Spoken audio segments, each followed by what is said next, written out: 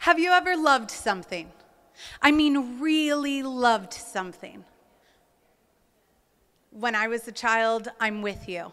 I loved to sing.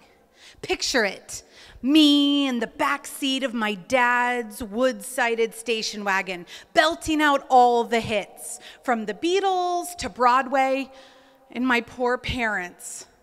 Every song I was murdering mercilessly.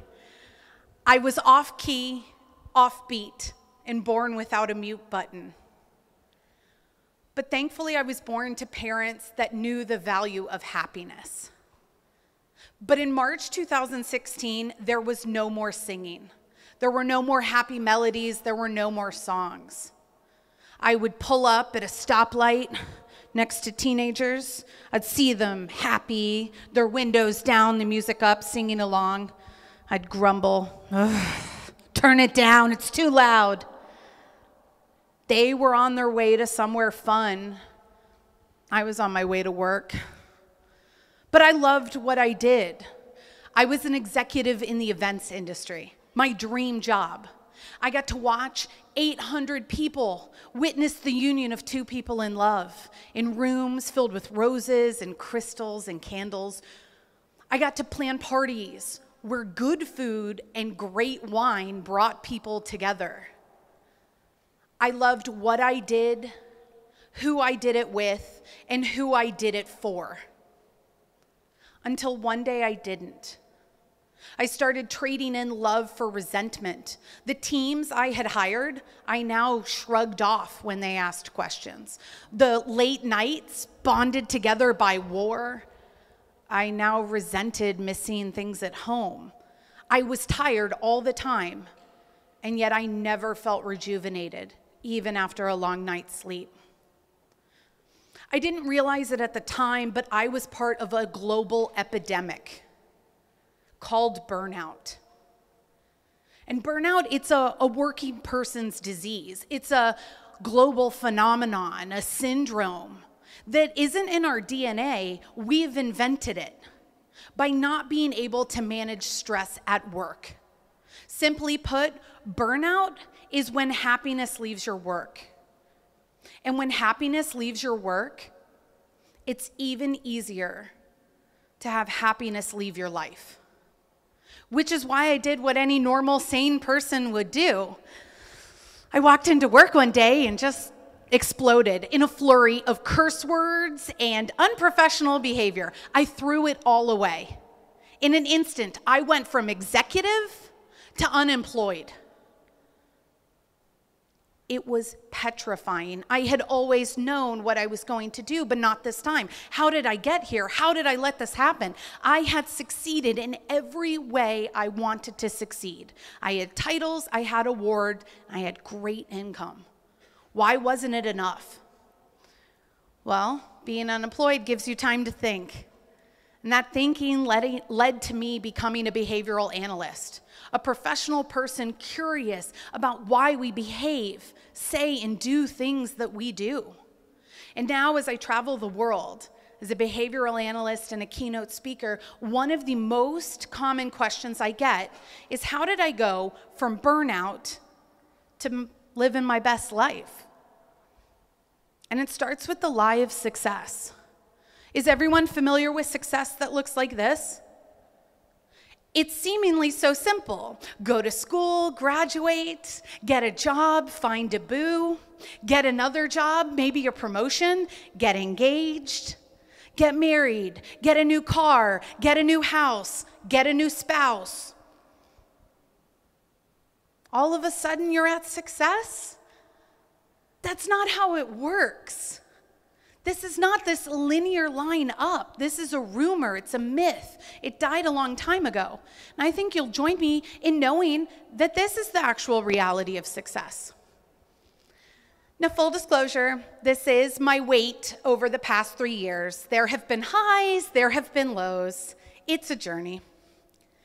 But seriously, how many times have you been killing it at work and been a bad daughter? How many times have you been crushing it with clients?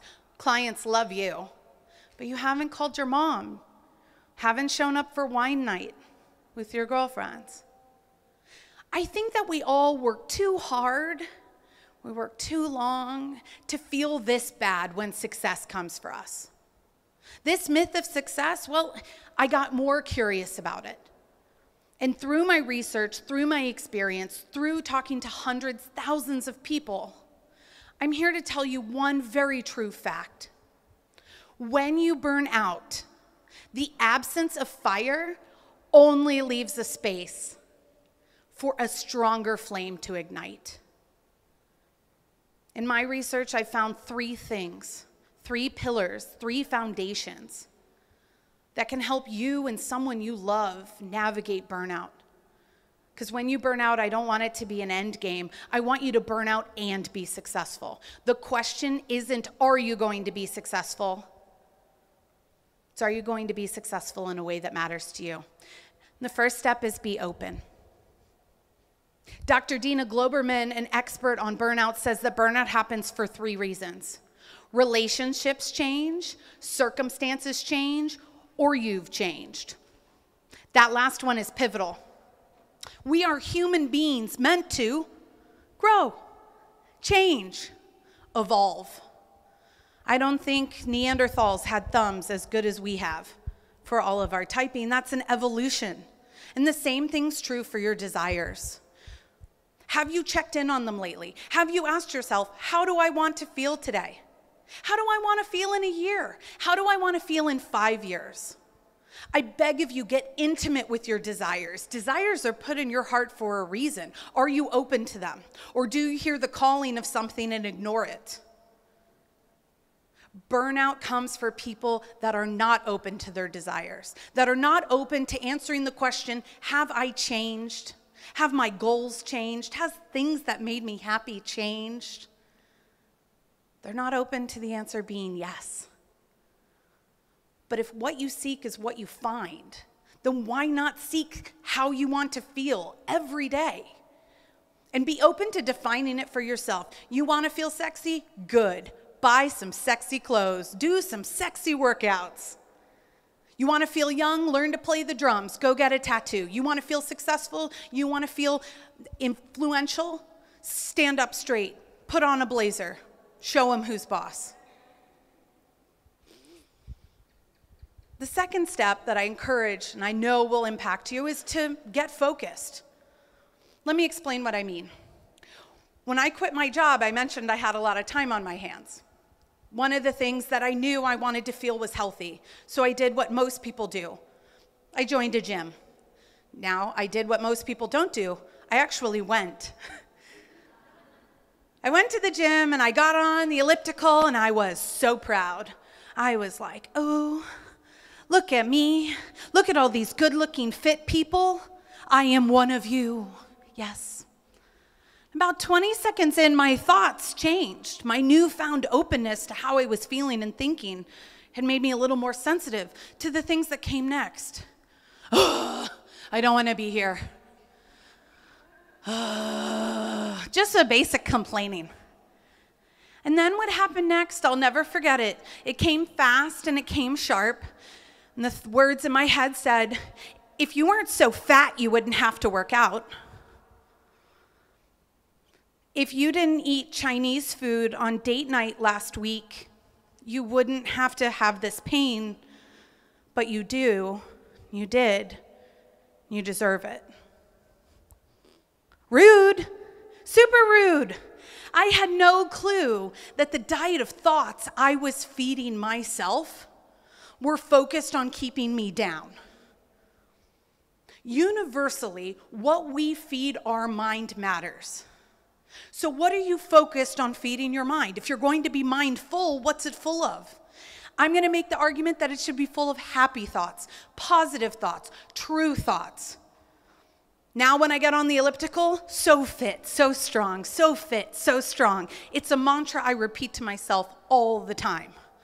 And then sometimes as I'm getting off, I think, pizza, pizza, pizza. As you fill up your mind, I've got to tell you, it's more than just good vibes that you're going to get. There's an incredible study done by 3 groundbreaking women from the University of California, Lisa Walls, Julia Bowen, and Sonia Luborowski. And in that study, they asked the question, does success make us happy? Or does being happy make us successful? And every single study they looked at showed that happiness is a precursor to success. They studied everyone from professional athletes to professional salespeople. And across the board, happy people made more money, got more promotions, were more liked by their team, more respected in their industry. They raised profits for their company, won more games. They sold more plans. The beautiful thing about being happy and successful is that as I travel the world, I have never met anyone that tells me why they want to be successful, and it starts with themselves. I meet women specifically, and they tell me about what they are going to do with their success, how they're going to share it, how they are going to, as Michelle Obama once said, when they go through the door of opportunity, they are going to reach back and pull someone through with them. That's the beauty of being happy and successful. It makes other people more successful. Happy people do more. They encourage more. They share more. It's this magical cycle of doing good and feeling even better so you can do more good. Happy people are successful. Happy people change the world. And happiness is an inside job. Are you doing a good job for yourself? Because your impact is limitless. Be open. Get focused. The third step, it's redefining that success. Now, let me be the first one to say, what does success look like to you? Does it mean walking your kids to school every day, being your own boss, staying up all night on your creative projects? Maybe. Does success look like being part of an award-winning team, celebrating victories together, crushing goals, high fives in the office? Is success having $1 million in the bank, flying on private jets, and drinking margaritas with Cardi B? Oh, listen, I don't know. That's for me. I can't tell you what success looks like to you, but what I can tell you is that you are going to be successful. You've shown up here. That's an exceptional thing to do. You're getting education because I think that you want to be the best version of yourself that you can be. Changing the world already. Show me what success looks like. And by the way, when you're targeting success, I want you to make sure that it aligns with your values. I talk to people a lot about their values. When I ask someone, what are your values? They say something like, live, laugh, love. Friends, family, faith. They say it as if it's some inspirational sign in a bathroom. But I'm going to make a request. I'm going to challenge you to look at where you spend your time and where you spend your money, and that will show me what you value. You tell me friends, family, faith, and you are not in the pews on Sunday? You're not going to your house of worship? You're not part of that community? You're not tithing? You tell me family, you've missed family dinners every single night this week? You don't make it to family reunions? You're always trading in, tucking in for late night emails? Emails never end. There's the spoiler. Go tuck someone in. You tell me friends are important and you've canceled one too many times so that people don't even invite you out anymore? Listen, I don't care what you value. I'm very liberal-minded. I want you to value whatever strikes your heart, but be very clear with yourself, very honest with yourself. And by the way, when you audit your calendar and your bank account, you don't like what it says, good, change it. There is not going to be anyone in your life except for you that comes along and says, hey, by the way, you should change your calendar to focus on your values. That's an inside job, which is great because that means the success that we're all running after, it's ours to get. not relying on others. It's ours to get. Be open, get focused, redefine success, success that matters to you. Those 3 foundations, they'll treat you well. But I will tell you, they're hard. Burning out comes from people who love what they do. It comes from people that care deeply. It comes from people who identify with the work that they do. And that was definitely me. That's the way I'm built. And of all the hard things I had to do in burnout, the hardest one, honestly, was to tell my dad I had quit my job. This is me and the hottest guy I ever met, and my dad on the greatest day of my life. And you see, I am the oldest in an Italian-American Catholic family. There's a lot of pressure, and there's a lot of eating involved in my family. And my dad and I are really similar. We both love to laugh, love to sing, and love to succeed. So about a month after I quit, I finally got up the nerve to tell him. I drove over to my parents' house. I swung open their big red door, and there was my dad sitting there on the couch in his white undershirt, eating cashews, watching some old Clint Eastwood movie. As I plopped down on the couch next to him, he was like, come on, cough it up. He was always good. He knew something was up. And I launched into what was probably the fastest explanation anyone has ever given. I said, okay, listen, I quit my job, but it's going to be okay, and we don't need money. But we're going to be fine. I don't know what's going on, but I was really unhappy, and I can't figure out why, and I know I always wanted it, and I hope you guys aren't disappointed. I hope you're not angry, and I'm so sorry, but I've just figured it out. And by the way, we don't need any money. We're doing okay. I'm just, I'm going to figure it out, and I've always been successful. And I know you always say, don't quit a job until you have a job, but I just couldn't do it, and I can't explain it. And as I started to lose breath, he put up his big bare paw of a hand, the universal sign for calm down in my family.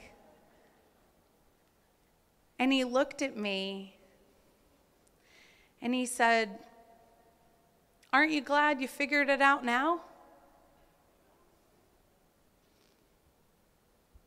Yes. Yes, I am. On the way home that night, my windows, they were down.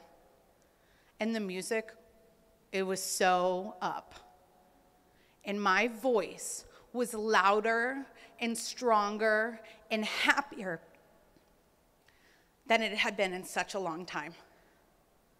I was burning bright, and I invite you all to do the same. Thank you so much.